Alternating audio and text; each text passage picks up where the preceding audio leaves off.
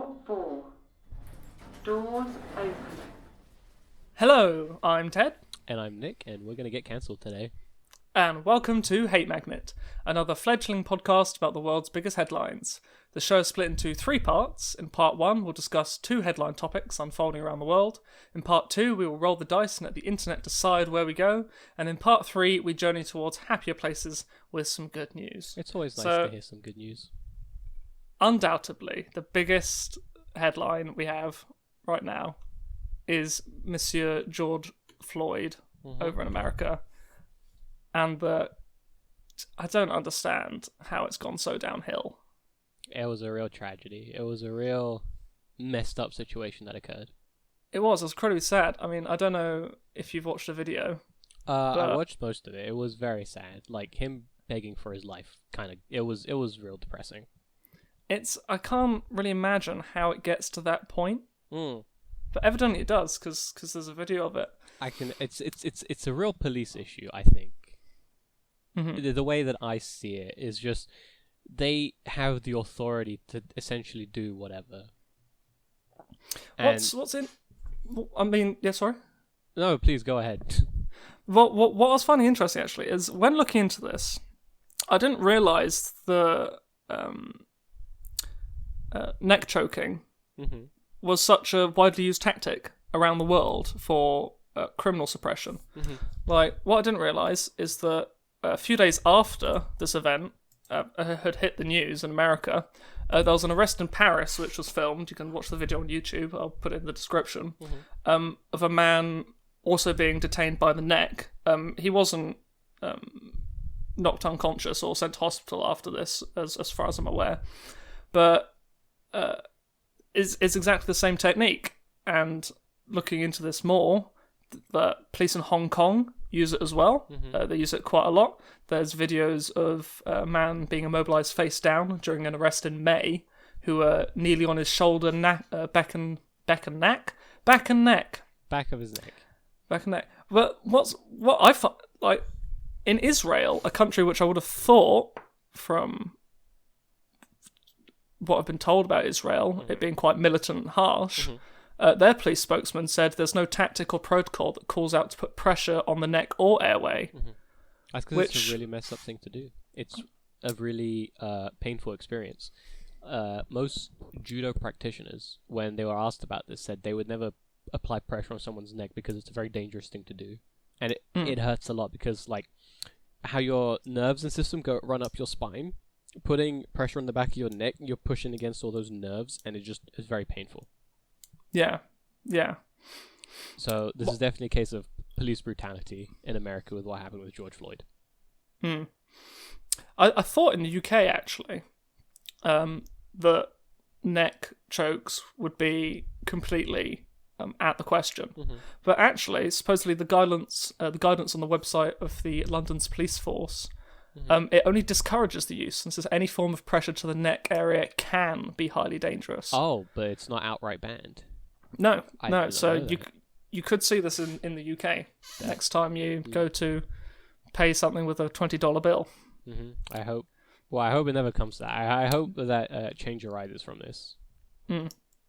Because definitely, in Minneapolis specifically, they were talking about their council of governors were talking about disbanding the current police system and putting something else in place, which I think is a very interesting idea.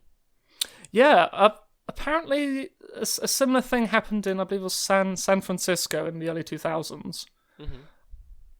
I mean, they seem to be alright, it seemed to work, but I have to question, if you're going to disband it and get it back, who are you going to fill it with? Because the people who worked at that police department, they live locally, that's their livelihood, that's where they work. The reason they are there is because that's where their lives are. Do you ship in more people from elsewhere in the country with possibly different training? I can't imagine it varies that drastically. Amazingly, no. I think it's a very complicated issue because people want change. That's a very obvious statement, but there isn't a clear pathway to get that change. Like, at the moment, it's all very emotion driven, and it's just we want something to be different, but there's no step by step that people are proposing of how to make that change forwards. Definitely. It's more like a backlash at the moment with the riots that are going on in America. Hell, even in London, like there was these protesters that clashed outside the U.S. Embassy, and they went down to Whitechapel, and it's just crazy to think that something that happened in America would come back here and affect us so much as well. I honestly think it's a lot of jumping on the bandwagon. It can't be. I mean, especially in the UK, I can understand it in America. It's a lot closer to home. It's a lot more raw because the cuts on your home turf.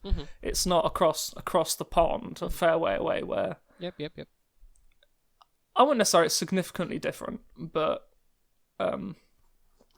like compared to us versus Hong Kong, for example, but where the procedures and the protocols seem to us very much more violent, but yet we come back here, we do equally violent things. Like, I know you know about the Bristol slave statue, which was a statue of Edward Colston, who happened to be, apparently he was a slave trader, Tory member of Parliament, and a philanthropist back in the 1340s. Good old days. Yeah, back in the good old days. And he did initially trade in wine, fruits, and cloth, but the reason they pulled down the statue was because in 1680, that's interesting. I've got the dates wrong here. He lived for 200 years. Yeah, I think I've made a typo there. But in the 1600s, then somewhere around the time, he got heavily involved in the slave trade with the Royal African Company, and I understand where they're coming from. It's a statue of a slaver. Why should we have a monument to somebody who enslaved our equals? But at the same time, I don't understand how getting that heritage out of the line of sight is gonna help move forwards. Because yes, it didn't depict him in a jail. Oh look, that's Edward Colston in jail for his crimes against slavery. But that's not what happened. It was an era of, it was quite prosperous for England at the expense of a lot of other cultures. And it seems, idiotic really to just flush that down the toilet and just pretend it didn't happen. Yeah, I'm sure that's not what protesters are going for, because I would have thought their train of thought is somewhere along the lines of, that's not why we did it because it's a public symbol of slavery, we're not forgetting it. Yep. We're just getting rid of that icon. But I honestly had to look up who Edward Colston was. Apparently he's supposed to be reasonably notorious. I mean, I think him having a statue and all. We don't know him that much because we don't live in Bristol. He's more of like a Bristol figurehead. More so. I mean, that's true. That's true. Like the region that we live in. I do agree wholeheartedly with you. I don't think that destroying it and kind of brushing it under the rug, like, yes, now it's destroyed, now we can move on, is the right way to go about it. Because you should confront the history. There should have been petitions, arguments, debates. It shouldn't have just been torn down violently and thrown into a river. Because supposedly there was a petition that had 11,000 signatures on it. I can't remember when the petition was started. I don't know if it was a recent thing, then somebody just went, to heck with the petition, let's just tear it down and throw it in the river. I mean, that's fair enough.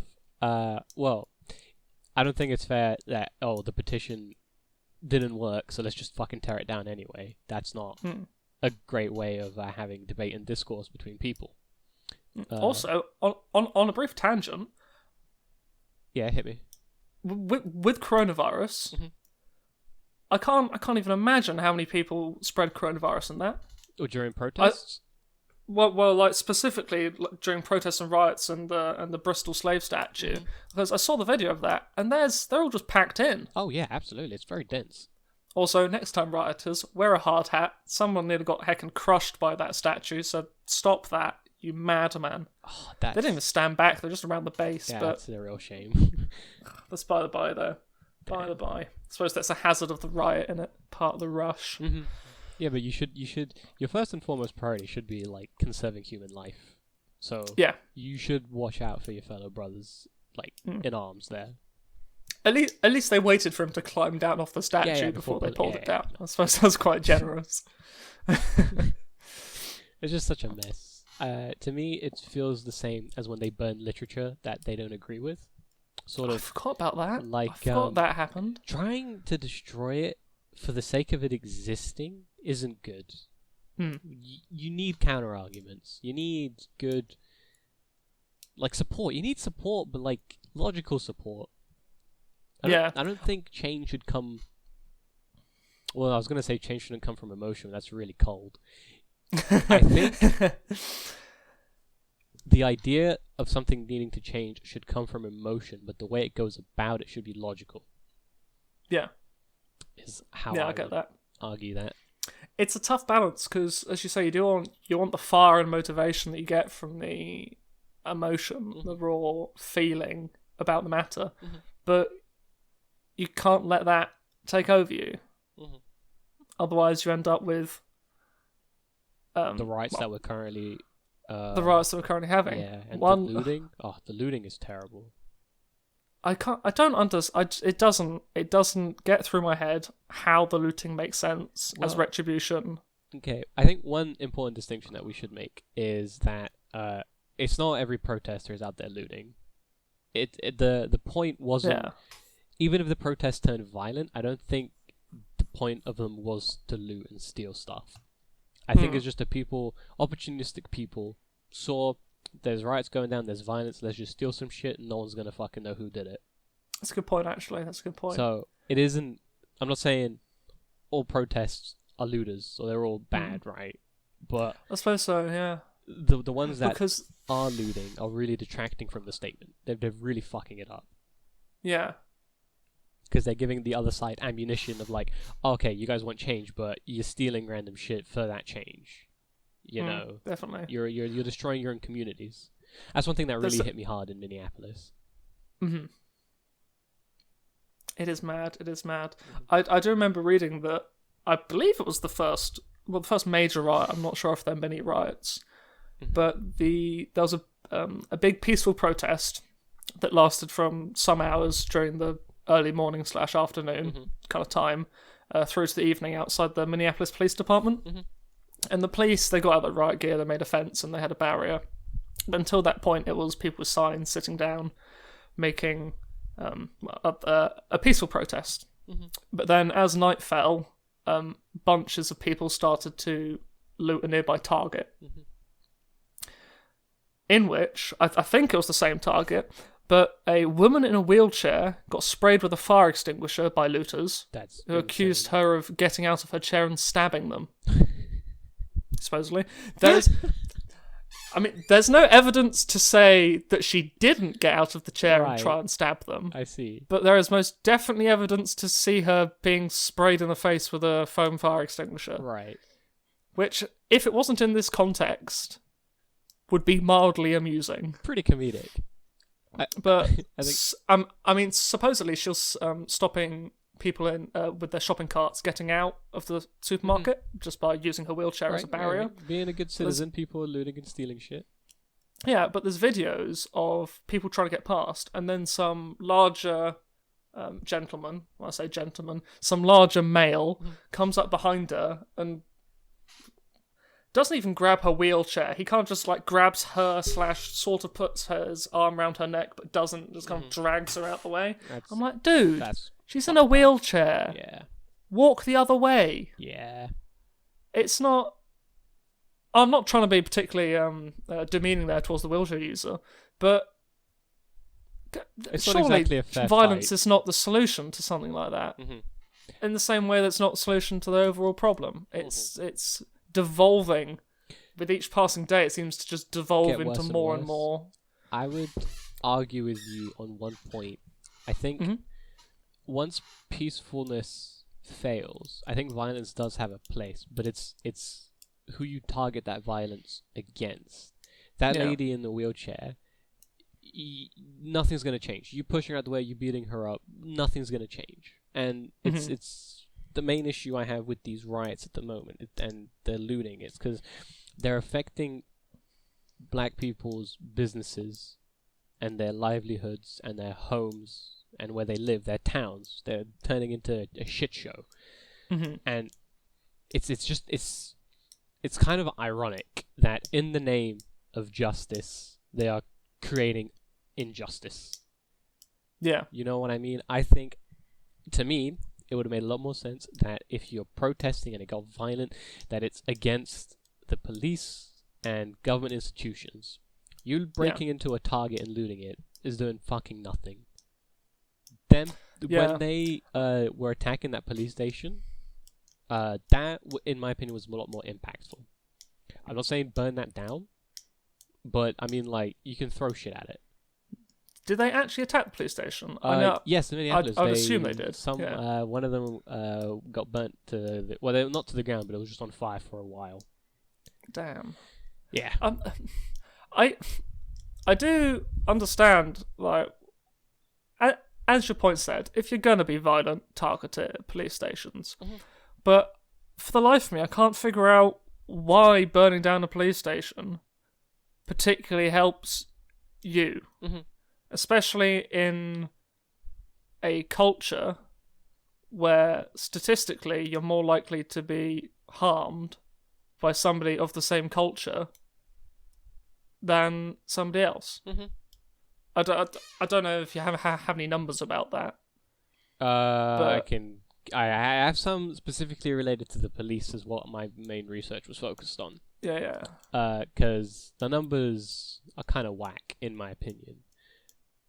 For according to the research that I did with the statistics that I found in America, let's just go for last year. There were 370 white people that were killed in police custody by police hands, right? The number of black people that got killed by police hands was only 235. Yeah, I suppose which is less. That isn't a massive difference, to be fair. Well, I don't know whether you could put that down to circumstance. I don't know kind of what the margin of error be, but it's about 30%, isn't it? So it's not insignificant. Yeah, it is. It's not small. It's not a small difference.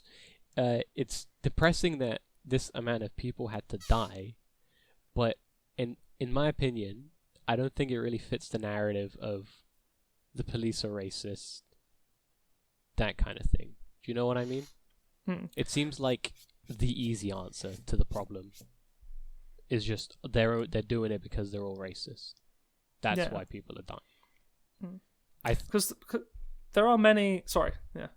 Oh, I was just gonna say. I think it's more of a police issue. It's more of police having like a holier than thou attitude, thinking because they represent the state, they can do what they want and get away with harming innocent people.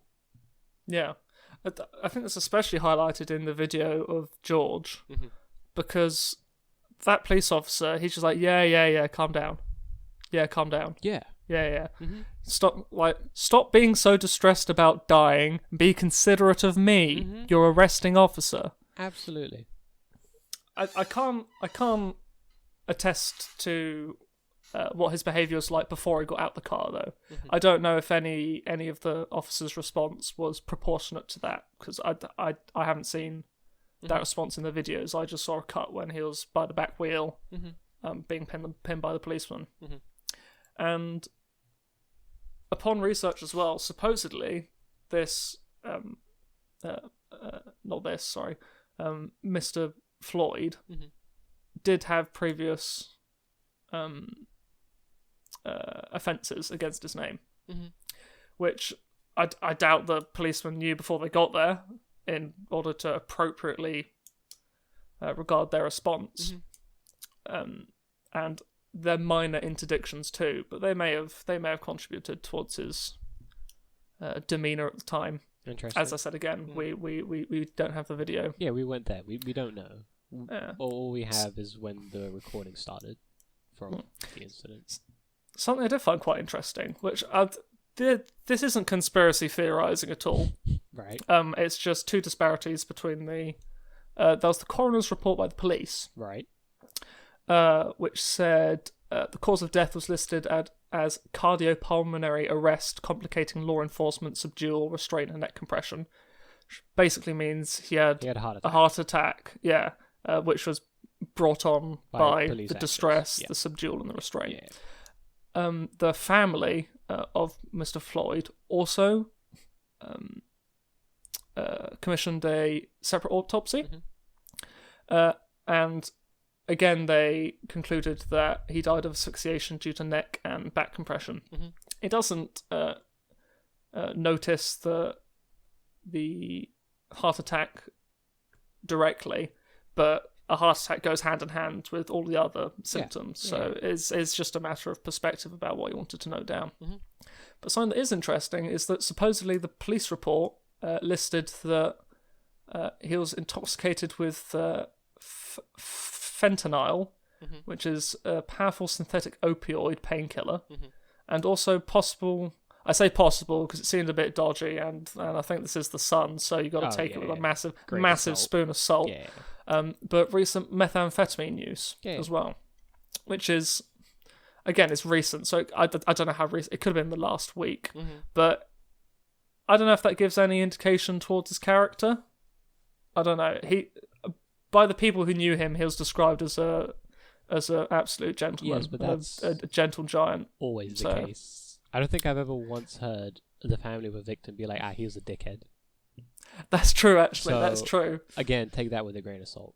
I will, however, say, regardless if like the reports are accurate, he was doing meth, right? Whatever. I don't think that gives the policeman any right to take his life. No, definitely not. That's not an excuse. Like, he had a past infraction, right? But that's already been dealt with. That's not any right for an execution. Not right for them taking his life. It was not okay. No, I definitely agree with that.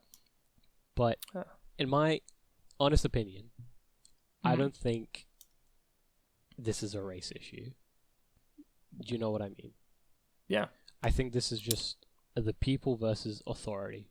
In this case, the police.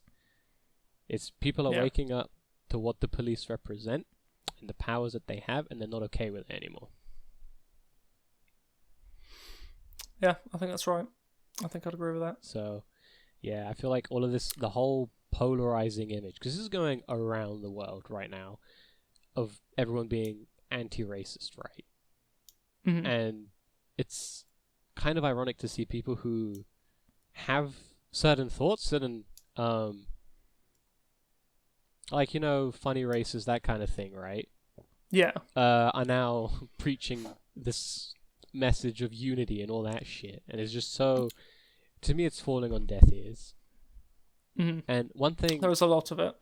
One thing I personally find disgusting, for a lack of a better word, is when companies and corporations try to relate to people wholeheartedly. Yeah, and it's kind of preachy and kind of tokenizing the issue, like with Reddit when they changed their logo to have black. I don't. What is that helping? Yeah, drilling down into it, I think the underlying problem I have with it, and possibly I think what propagates this feeling of you're just doing this for the media against companies, is you can't use the word "we" when talking about racism. How do you mean by that? Racism is an incredibly individual thing. No racist is the same, and no anti-racist is the same. So if you have a group of people, say it's a group of racists, and you say, "We are sorry," that doesn't really mean a lot. Because, well, no one's taking any responsibility. It's blaming the way of thinking. And when a company does it, a company by definition is designed to not be a human. It's designed to be a separate entity from the people it employs. So the bad action against the company isn't reflected on its employees. Yes. But as soon as you have a company making these claims, it doesn't mean anything. No, it's just it means that voice. the marketing division of our company has considered it appropriate, not even profitable. It doesn't have to be profitable, but they've considered it appropriate, regardless of who thinks to the contrary about this issue, that we speak on behalf of everyone and give this message. Which I think is too blanket for an issue this personal. Absolutely, I agree. I think that's why I have a real issue with it. It's just they're just so disconnected from the people.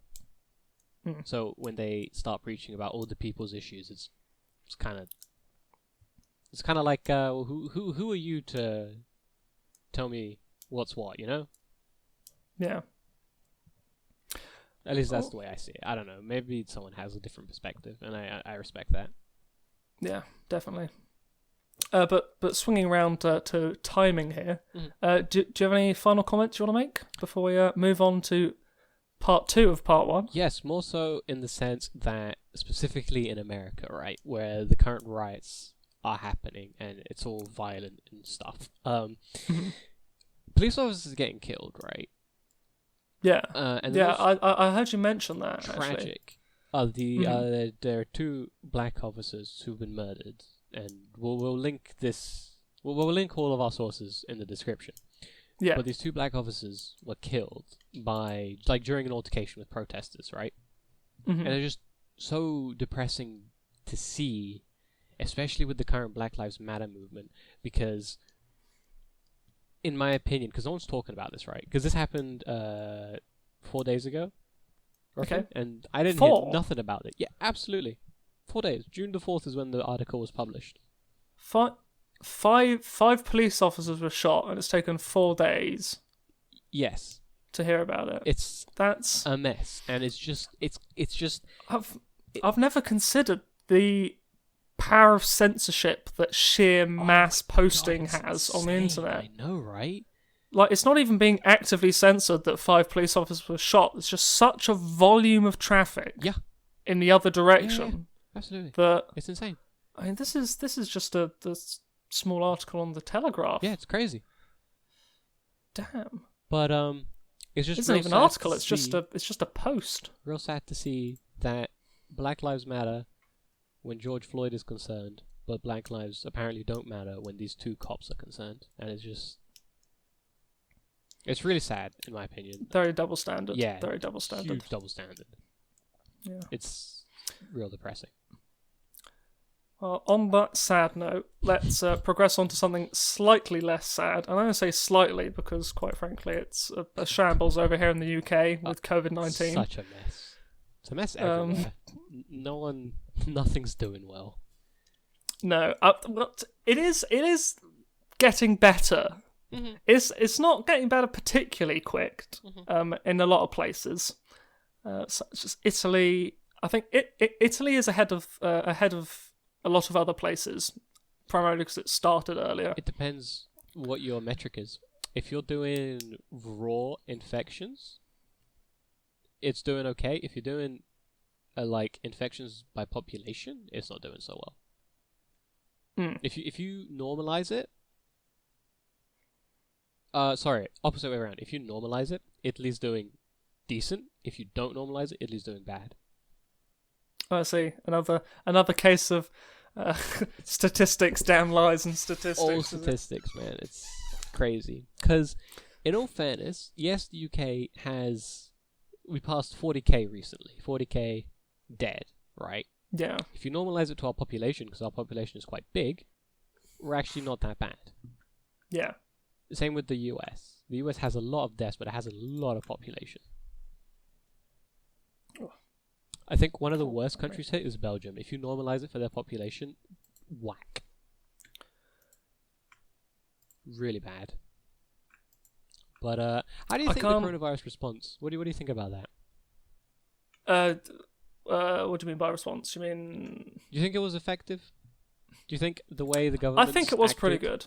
Right. I think it's up until now it's been decent. If you go to COVID-19-uk.co.uk, there's a very useful tool which I believe is run off NHS data. At least it's advertised as NHS at the top. They're giving in support for. I believe it's provided by the World Health Organization. But they have some very useful metrics, one of which is combined deaths versus positive test cases, which is very reassuring because obviously more people are going to get infected as time goes on. That's just the law of numbers, really, isn't it? More people get infected, the more people it's going to happen. And we're Brits, so we're stubborn as heck, and so we don't abide by the somewhat ambiguous rules, which I'm sure we'll come to later.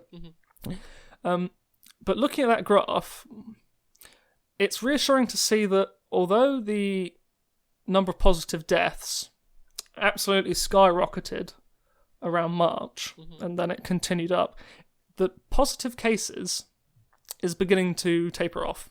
That's good. Which is good to see. Good But what's sign. more comforting is that the rate of deaths seems to be Decreasing?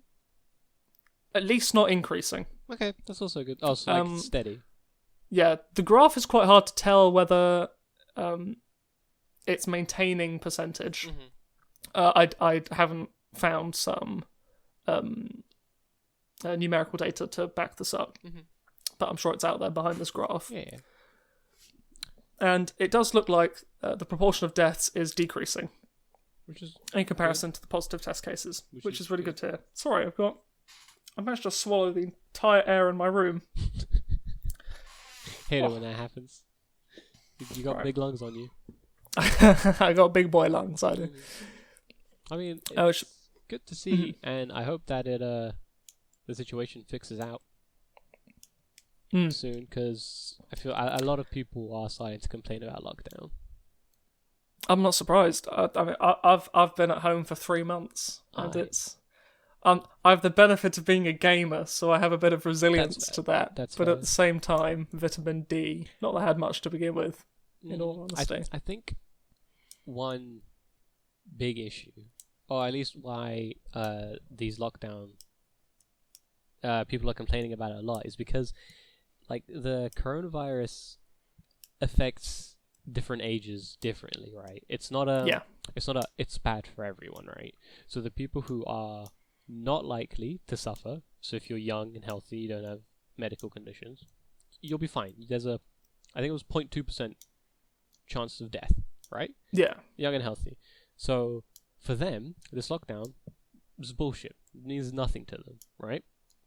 But for someone who's older or has health conditions, hugely dangerous. Very bad. Yes. So for them, 100%. lockdown is important.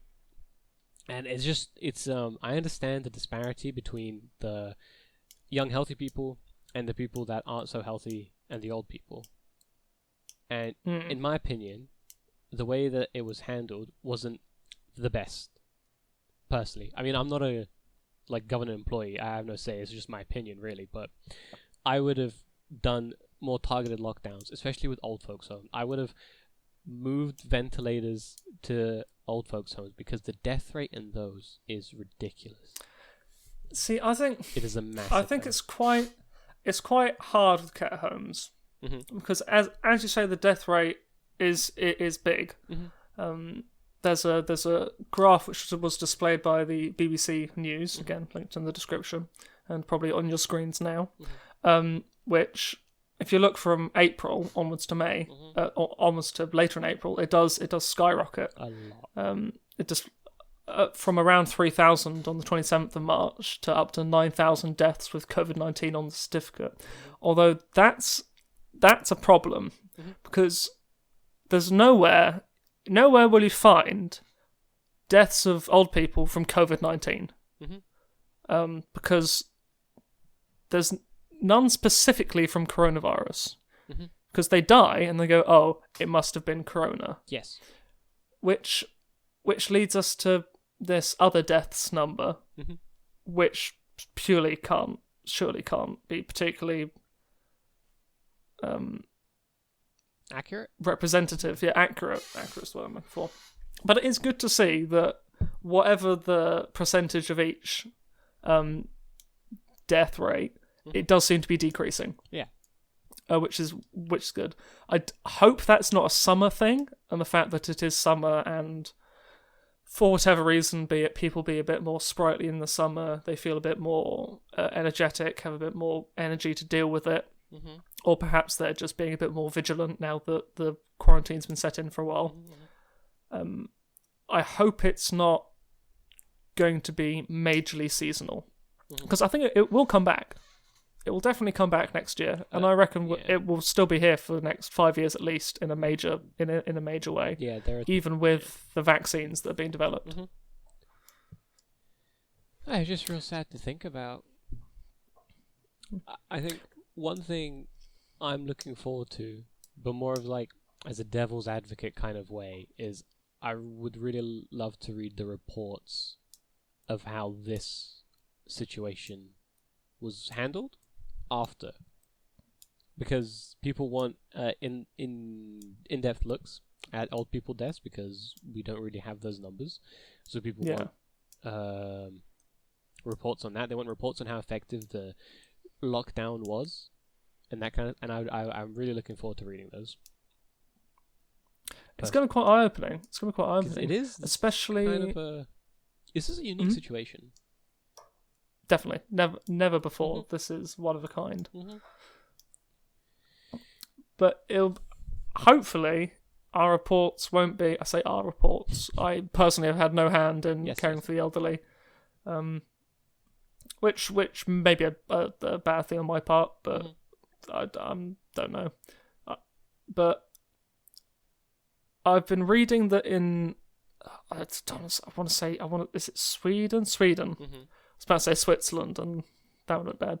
But in Sweden, care homes, well, at least reported on the 19th of May in 2020, this is BBC World Europe, nearly half of the deaths linked to COVID-19 in Sweden were care home residents. And if these quotes are to be believed, supposedly, nurses were told to not send old people to hospitals. That's horrible. Which, I do understand why. You don't want to send somebody who perhaps has a low chance of surviving coronavirus into a hospital where they may just spread it. I see. So I feel like the reasoning behind it is capture and contain away from other populations. Secure, chances contain, are, protect. Secure, contain, protect, yeah. The chances are, if one person in a care home has it, I don't think it's a long shot to say that a large portion of that care home has it. It's full of people, apart from staff, of course, who may be young. It's full of people who are naturally at a disadvantage when it comes to defending against coronavirus. But the point about them being young is also interesting, because, as you mentioned earlier, somebody who's young will have a much higher chance of dealing with it well. High they chance. may not even have symptoms, but they can still spread it to these older people. Yes. And no one would know. But this is looping back around to my point, is I think we should have quarantined the old folks' homes and centered most of our attention around that, because they are the group at risk. Yeah. The Department of Health could have had a much quicker response, because reported on the 28th of Feb from carehome.co.uk, the Department of Health said care workers do not need to wear face masks, stating they only need to be worn by infected individuals when advised by a healthcare worker, which I do, at the time, I would have agreed with. And I think, in hindsight, considering the shortage of equipment, that may actually be one of the best ways of dealing with that that requirement. I don't like it. I think it would have been much better if, from the get-go in care homes, they said everyone should wear face masks, even though I'm aware that it's an airborne virus, and so it goes through most face masks. The main reason of face masks is to stop you from spreading it to others. Stop you from spreading it to others. Mainly through liquids and spit and stuff like that, which I haven't worked in a care home, but I imagine with a lot more gumming, there becomes a lot more spit around the place. A lot more gumming. So I feel like that might have been necessary. It might have helped stop the risk. It might not have, and we all know what old people are like when it comes to stubbornness. Yeah. A lot of them aren't the most cooperative at times. Yeah. We all have experiences with that. I love you, Grandma. The situation is, I absolutely agree with you that if they had known beforehand, I feel like they would have made a lot more informed decisions. But it is very important to know that China didn't want to admit that there was a virus, and the WHO backed their claims up. So we missed about 2 to 3 weeks of potential preparation and our response time. Because I didn't realise it was that long. It was a while. A week, maybe a week and a half. I think it was 2 or 3, if I remember correctly. And it was just such a mess because if somebody had warned Italy, or if Italy had known this was gonna happen, I feel like the response would have been a lot better. A lot less people would have died. Yeah, that's very true. It's just, it's this situation. I would draw comparisons with Chernobyl, if you remember. Yes, I do remember disaster, Chernobyl. right? Yes, I do. Because the USSR during that time didn't say shit to the world, right? The world had to detect it, and they were like, "Excuse me, what's happening?" And they were like, "Okay, yes, we fucked up."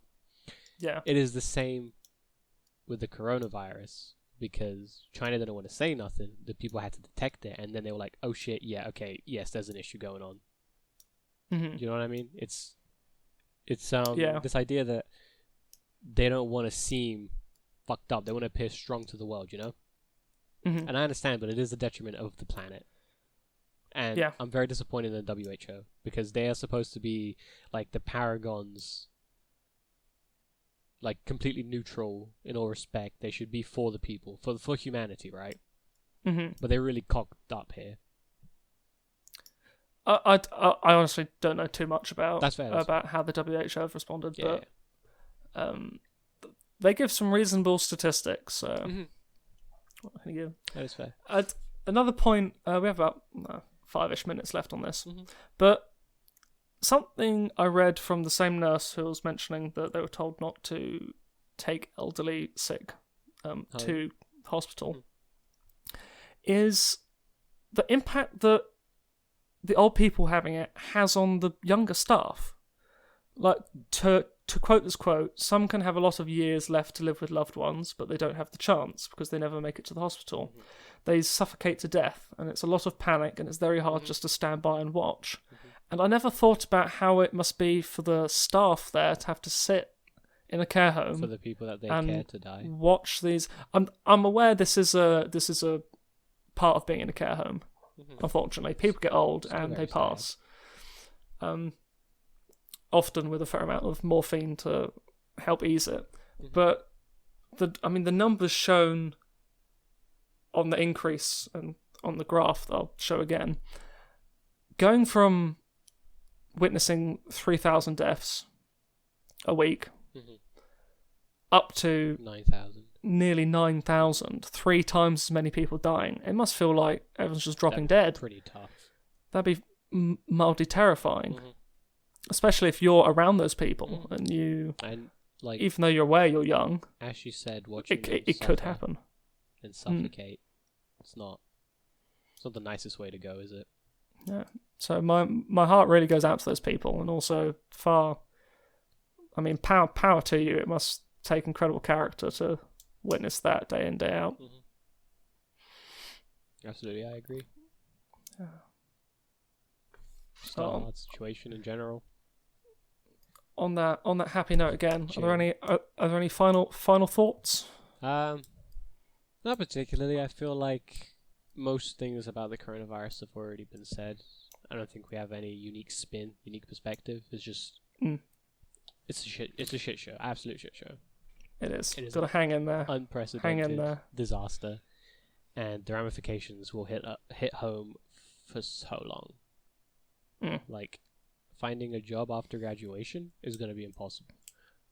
I'm not sure, actually. I'm not sure. I reckon on the downtail of coronavirus, I think there's going to be a lot of redundancy to fill. But there's also a lot of people that have been made redundant.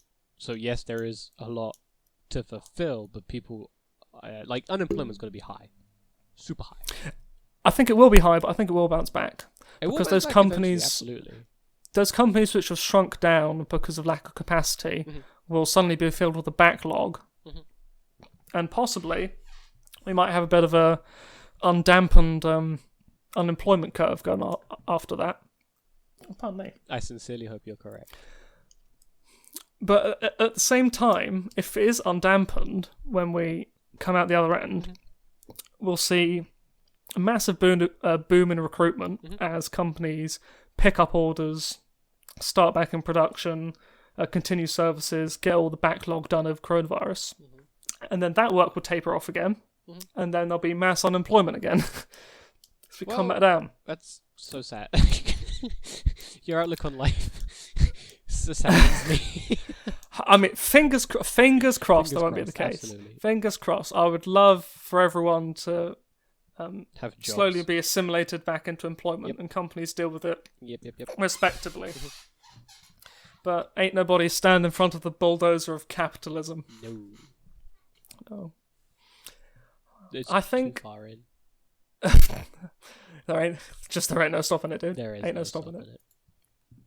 But I think that concludes part 1 of this podcast. And no, this podcast is not split into 3 separate parts. It is one podcast. So you're in here for the long haul, lads. It's a continuous thing split 3 ways. So we are on to our roll the dice section. So what happens here is you cannot see this dice. We're not that technical yet. We don't have screen recorders yet because that's too good. That's too difficult. So we've got a dice here and a Google tab open. So I'm going to roll a D100, see what percentage comes out, and we're going to type into Google X percentage of, and see what comes up. So we have 39%. 39, interesting number. Let's have a look. 39% of. Let's see what comes up. So the first entry is from fool.com. I am unsure about the legitimacy of this website. Never heard of it before, but supposedly 39% of workers fear Social Security will be reduced or eliminated. This was on June the 8th, 2020. Ah, that's today. That's really recent. Yeah, I was surprised actually. That was a but quick I think turnaround story. I think it's right though. I especially with coronavirus. I think this primarily stems from coronavirus, the Social Security, and this is having a job to pay the bills is hard. Absolutely, especially if you don't have a job from coronavirus. Yep. I'm lucky enough to be able to work from home. It's good. But I'm actually surprised that it's only 39% of people worrying. Yeah, I don't know if that relates to how many people have been made redundant. Because I would have thought a lot of the people who aren't redundant, such as myself, are not particularly worried about being made redundant. Yep.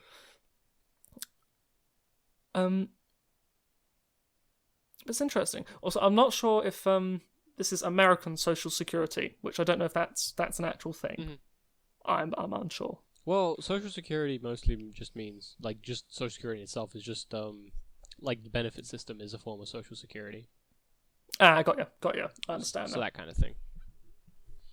Which I don't know much about American Social Security, but... That's fair. I mean, it's fairly similar to ours, except I would say ours is more robust. I've heard it's finicky. There's a lot of caveats in the American Social Security system. Yeah, absolutely. But something I do appreciate about America is that because of their scale, well, I don't want to say the living cost is cheaper because proportionally and to what people earn, it's the statistics may show that it comes out the same. But general groceries seem reasonably priced / cheap. Definitely on that end. If I was to make a supermarket comparison in the UK, it would seem like most of the UK is a Tesco, but America seems to have more Aldis and Lidls. Mm-hmm. It's not to say it's worse food quality, just bargain-wise. Yeah. You can bag yourself a bargain in America. Yeah, absolutely. There's a lot more competition in America, I think, compared to here. For that sort of stuff. For jobs or food? For food. For groceries. Just for anything, really. America's a lot more aggressive in their capitalism compared to the UK, I think. Very true. There's a lot more venture shit going on out there than there is here. That's very true. It's much cheaper for me to buy my electronics in the US than here. Mm-hmm. Exactly. Damn regulations. What are they good for? What are they good for? What are they good for? Let's have a look at the second entry on here, I reckon. Okay. Which is actually more university themed one, so more down our situation really. Which is from thepienews.com. Cool. The headline is China, 39% of applicants unsure of study plans. That hits hard. Like, for my uni is very international. That's, like, I'd say that's low, actually. From the stuff I've heard. I feel like a lot more people are worried, especially foreign students. Definitely more worried about whether they come into the UK this year or not. I mean, I would be. I'd be terrified. I know a lot of Plymouth Uni as well is Chinese students. We have a lot of Chinese students come over. Because their fees so high. Ridiculous. We pay... There's a lot of unis which make their money from foreign students, absolutely. and the UK students are just there to fill in the gaps. Yeah, we pay £9,250 a year, right? Yeah. They pay $33,000. 33,000. It's ridiculous. No, you're pulling my leg. My friend from Thailand pays £33,000 a year to study. That's insane. That's absolutely crazy. Insane. Is that for every degree? I assume so. I don't think it's changed. Like, all UK degrees are 9,250, right? Yeah.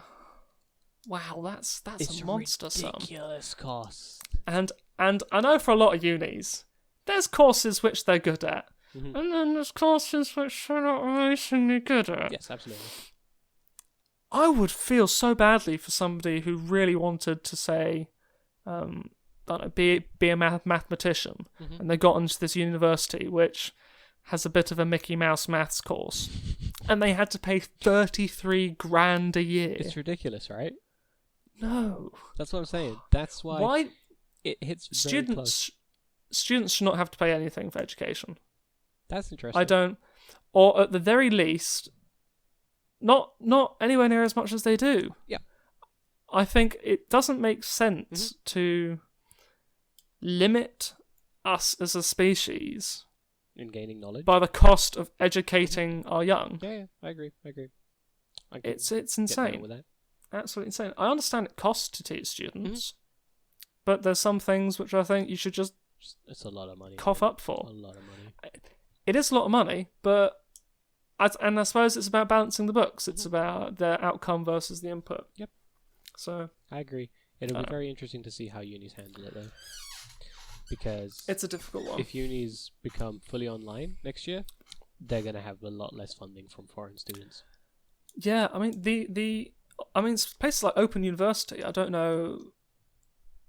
I would assume they're doing quite well currently, with everyone being at home and available to now do a degree because they don't have a full-time job. I would imagine people take the opportunity, although I don't know. I'm not sure.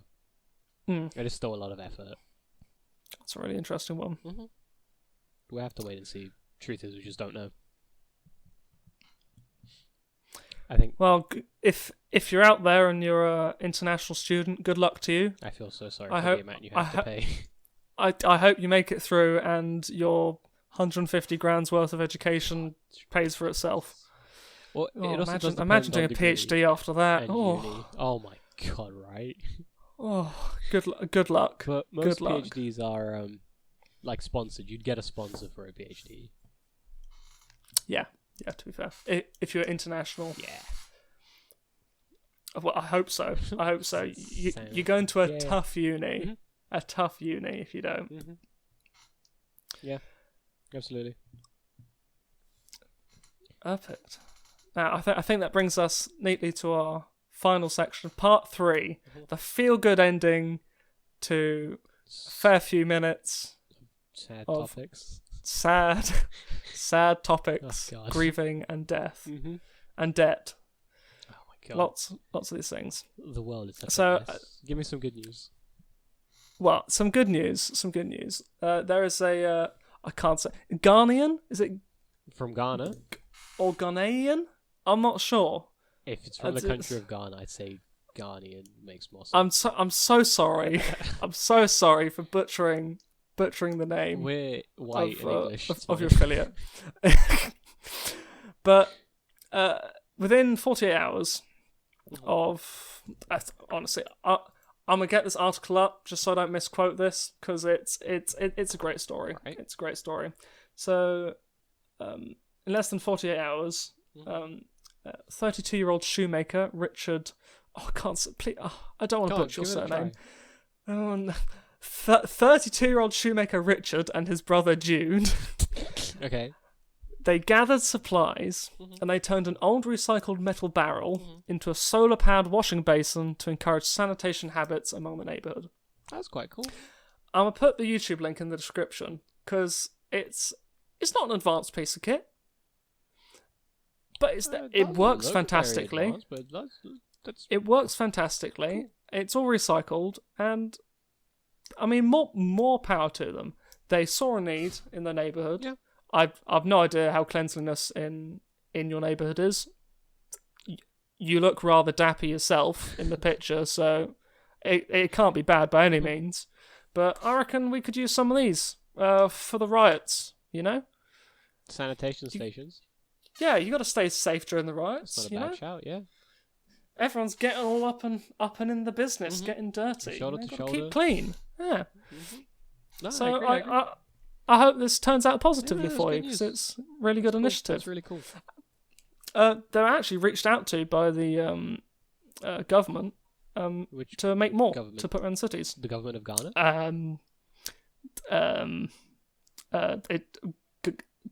Ghanaian. I can't. I'm gonna have to work on that. But government workers contacted them to see if they can make more to Right. put around cities Okay. throughout the country. So that's really good. Congratulations. Right. That is quite cool. Yeah. No. Hope it goes well.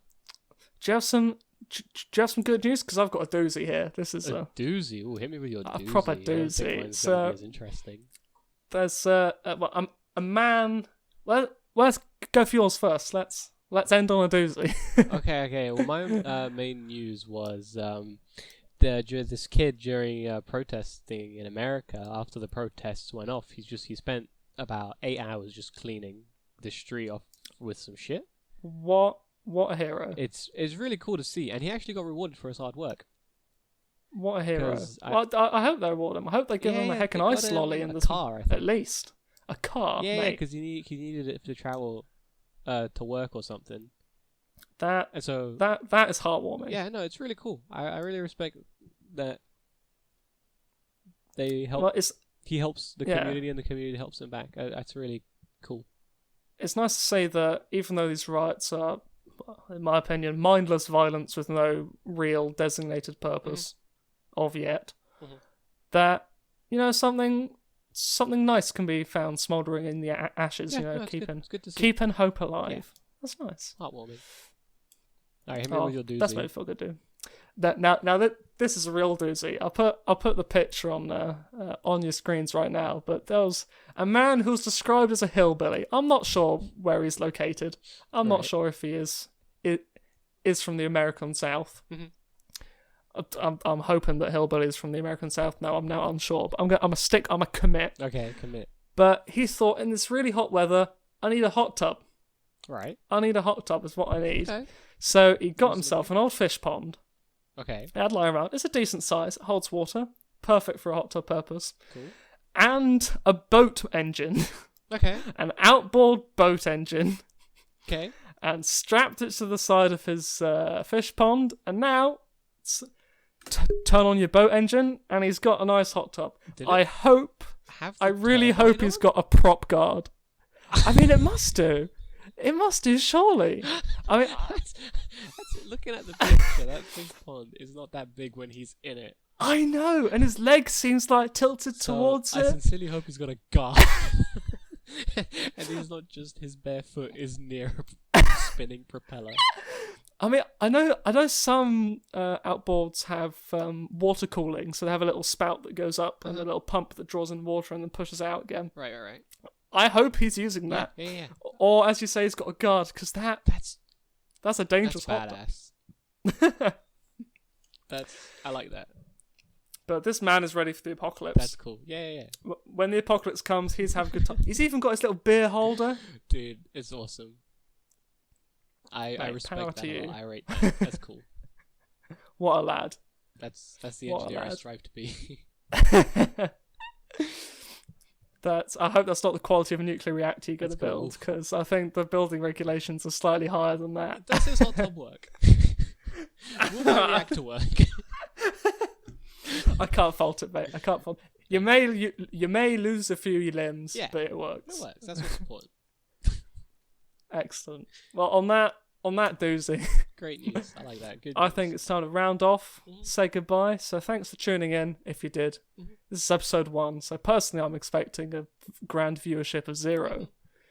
But, who knows? In the future... whoever's listening. Thank you very much.